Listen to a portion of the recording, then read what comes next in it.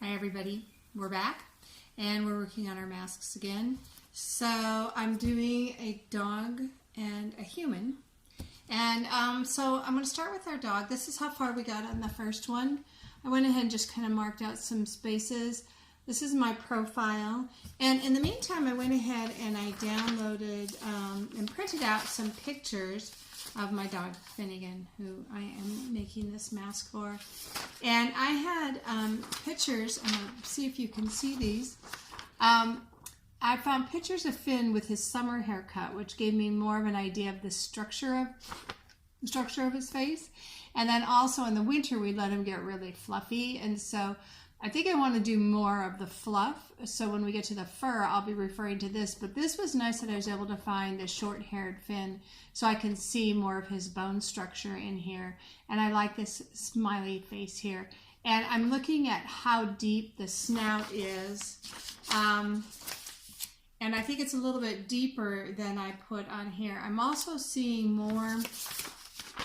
I mean, you really got to analyze these things. That's the key to getting this right. I'm seeing that the head's coming down and it's stopping and then it's going off at just a very slight downhill angle. Right now I have it more rounded all the way through, and I think he looks kind of more like a bear face. So I'm going to analyze all of these things, and I'm going to start changing the basic structure of my mask. And what I'm thinking about both with Finnegan and then I'm going to step over here and do the human one as well, is I'm thinking about that underlying structure. Where are the bones? Where's the cartilage? All the hard parts of the face, and because they're what is the underlying structure, and then all the flesh and muscle and everything is built on top of those. But we have to think about that underlying structure in order to get our masks right. So looking at this, like I said, one of the things I noticed is that Finn's head, it seems to be shorter here, okay? It comes down stronger into here, and then comes out at more of an angle. So I'm going to adjust that and get that angle right there. I was also saying on the other video that I thought his nose was longer. I didn't think I'd made it long enough, and what I realized is that once I bring this down like that, that also makes his snout longer. So I think that's going to get our snout in proportion. Okay. Make sure that you can see what I'm doing here. I'm going to angle this down a little bit more. And so now I'm going to just make some adjustments so that head is a little bit shorter. This comes down more. I get more of a crease through here. Okay. The eyes, when I'm looking at this picture in profile, I can see that this comes down around to the eyes, and the eyes sit in a little bit of a hollow in here. Let's look back over here as well. I don't know, hope you can see this, but see how he's broad across here, and he has kind of small eyes. And I told you that if you look on here, you can see all the eyes wrap around a little bit. That's how we get our peripheral vision. But he has kind of smaller, almost doll-like eyes, and you can see that more in this picture here, how they're very, very round. They're not like human eyes. So, and they're a little bit far apart. I look at, there's one eye width, and they're a little bit greater than one eye width apart. So, switching over to the mask, I'm going to get this.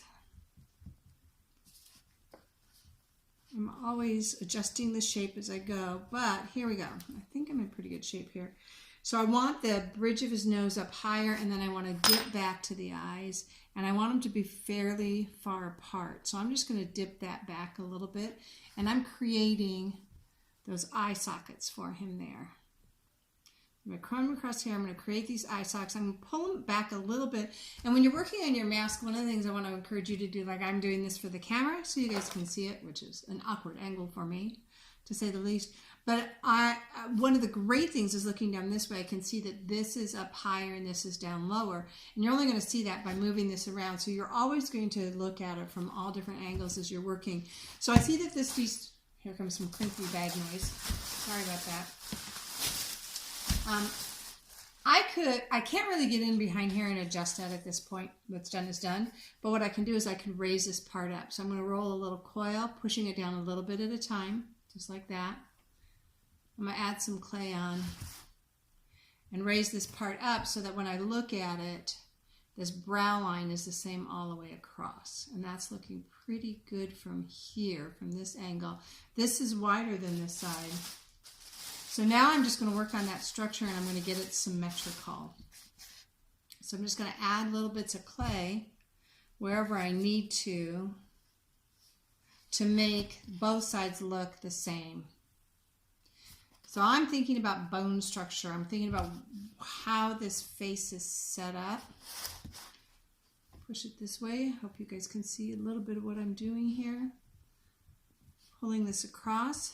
Here's where the eyes are going to go, right here. Okay, I need some more over here to fill this one out. Kind of collapsed in over here. I want to be really careful. I'm going to add a lot of clay on this as I go along. I want to be careful, as always. I want to make sure I'm not trapping air in there. One of the things we are going to do later when we take this paper out is we're going to go in the back side and we're going to scoop any extra clay out. Like, so if we have, like I might have a really thick spot here, I'm going to go in later and I'm going to take some of that thickness out. And we're also going to, from the back side, we're going to poke a million holes in the back of our masks because that's going to help release any trapped air we may have gotten in there. So that's going to help us later on. So I'm just going through, making it symmetrical. There's not a whole lot of structure to his cute little doggy face. I'm wondering about what this relation is here. So I'm coming back over to this picture and I can see it comes back pretty quick and his jawline comes back right underneath his ear, and see how I've got this just kind of sloping off. Well, that doesn't appear to be how it works on him. So since my paper is still, you know, I made it so it wasn't too hard, I can just reform that and reform that paper as well. So I'm going to bring that all the way back to his jawline in here and push that back as well. And that's going to make that snout longer. So now that snout is starting to look pretty good. It's looking pretty doggy-like, okay? And that's how I'm going to continue to work on him. I'm not going to sit here and do the whole thing because I want to switch over to the human face as well. But you can see I'm working on what is the underlying structure. Where are the eye sockets? Remember, there's a bone all the way around our eyes, and our eye sits down in that socket. That bone is there to protect it. So I'm creating this eye socket around here, the cartilage of the nose, the snout. I'm going to get it all symmetrical. I do have ears that are going to go on here too, don't forget. I'm not going to put them on right now because they would just constantly get in the way as I'm trying to handle this. But so I'm going to keep referring back to the picture and back and forth until I get the underlying structure, excuse me, fly, sorry. Get the underlying structure just exactly right on my little Finnegan. So I'm going to put him back in the plastic so he doesn't dry out. And let's go ahead and get our human form out. I realized when I looked back at video number 1, you guys couldn't really see my handouts. They're very, very light. The ones that I printed out, the printing on them is very light. But you can go back and you can refer to the PDFs and look at them on your phone or on your computer. So this is where we left it. We kind of just figured out where everything was going to be. So now what I'm going to do is this, I think the proportion, this is very narrow for its height. It needs to be broader across the cheekbones. So I'm going to get behind here since I still can and kind of pull that out a little bit. Make that a little bit broader and bring the head in at the top, bring that in a little bit. So I pulled this out across the cheekbones to widen it, and I'm going to bring this in. I'm also going to grab my paddle and just paddle it a little bit. That's why I wanted the paper soft, so I could still make these kind of underlying structural changes. So, all right, let me look at it. That helped. He's looking a lot better. So now here's what I'm thinking about. I'm thinking about that our eyes are down in a socket here. So I'm going to press down. I'm going to create those eye sockets. And those eye sockets wrap around. See, one of the things I want to show you, you're going to love this, I'm going to put a pin tool right up next to my eye. Our eyes start here, okay, but they end all the way back here. So look how far our eyes wrap back around. That's why we have such great peripheral vision. So when I'm working on these eye sockets, I want to think about that eye wrapping back around here, okay? I'm going to push up where the, whoops, now can't see what I'm actually doing. Okay, so I'm going to push up here where the eyebrows are, push in here where the the nose is, coming down in here, and create these nice big eye sockets. That leaves a nice ridge here because there's a ridge line here in the eye sockets, and that falls off in here for the cheeks. So if you are struggling with this and the underlying structure, go get some pictures of a skeleton and actually look at the skeleton. I got some extra clay in there I don't need. So I'm just getting this basic sculpture right as far as what the underlying bones look like. So I'm cheekbones here, brow bone here, the nose is still going to go in here, the mouth is still going to go in here, and then I'm going to start making it symmetrical. Okay, that chin is too big. I'm going to pull that chin under. I think I'm just going to paddle that under and get it out of my way. The chin goes back. Okay, so I'm going to get that chin to go back. Got some symmetry problems. I'm going to get some fresh clay out. I'm going to start working on this one. Won't stay back. I'm going to paddle it back. Get it back out of my way. All right, and we're back. Okay, I'm going to push in here at the temples. Okay, come out here, come back in here. Chin's coming around. Okay.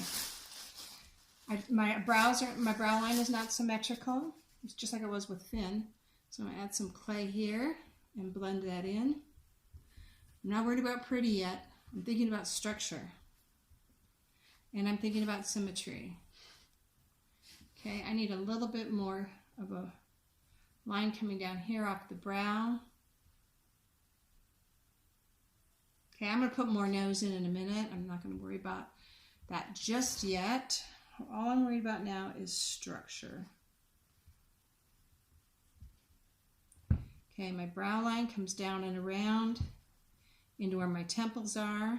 Let's see how my head's doing here. Again, it's so great that I can just press on this and kind of wrap it back in there because my paper's not too tight.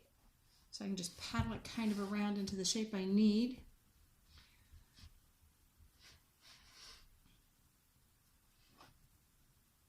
This is probably as exciting as watching paint dry, watching me get this structure right, but this is how you do it. Just a little bit at a time, looking at it from all different directions. Get this structure right. Take some time to work on this because everything that layers on top of this, it makes a difference. If the structure isn't right, oh my gosh, you're just going to be miserable. Now, I know that you are not all doing a representative figure, and that's okay. So for some of you, your structure will look very different. But even if you're doing a wild, crazy mask of some sort, if it's supposed to be symmetrical, get it symmetrical. Whatever the underlying structure is, get that underlying, think about it, and get that right from the very beginning. And you're going to find that the whole thing's going to be a whole lot easier. I'm going to throw some clay in there. Made that a little too shallow. Okay, so now I am going to think about this line here, okay, where we come down here. That's where my mouth is going to be. That's going to be raised up. I'll get to that in a minute. This comes down around like here. Here's my cheeks. I'm going to build up some of that cheek here. I'm not going to do a ton of this structure right now because the next video I do, I'm going to put the nose in, and once we get the nose in, boy, that really anchors the whole face. And some of this will change once we get to that. I always like to do the nose first because then everything can be built up around the nose.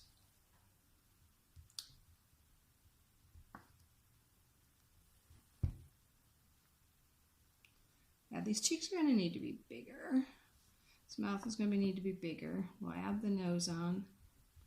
Refine the chin a little bit here.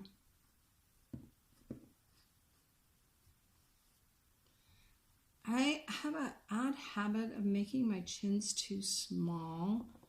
I know that I do this, so that will need probably some fixing later. I'm going to turn it around so I can see it now. See how I'm doing. Okay, it's starting to get there. The space between the brow line, it comes down a little bit in here, so I'm going to just run my finger through there and take that down a little bit. And now I need to make sure the forehead sloping back, that it's symmetrical and even.